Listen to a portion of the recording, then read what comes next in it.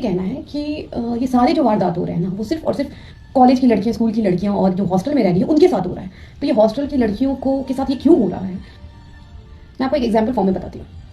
Let suppose कि एक लड़की है जो बहुत पढ़ने वाली है, बहुत मैक्सिमम स्कोर लेके आती है, स्कूल में टॉपर है।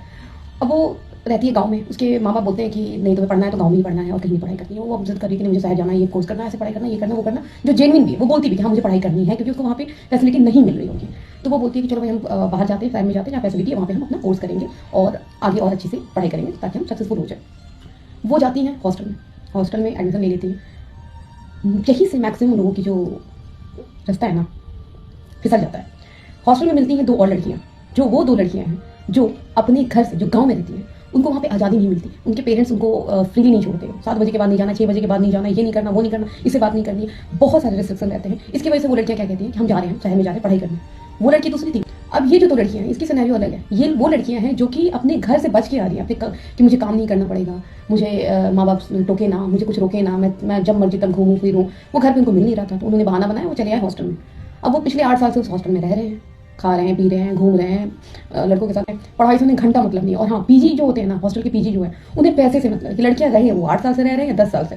पीजी आपका टीचर नहीं है कि आपको निकालना है, आपको गाइडेंस देगा कि जल्दी निकालो यहाँ से जाओ। नहीं, अब जब तक रहोगे उनका प्रॉफिट बढ़ते रहेगा। तो उन्हें क्या मतलब है, आना नहीं चाहती है वो, कभी आएंगे नहीं। आप पूछना उससे, जब भी घर भी जाएंगे ना तो 2 से 3 दिन में वो घर से वापस आने के लिए बेचैन हो जाएंगे। क्यों? क्योंकि उनको वहाँ पे घुटन होती है।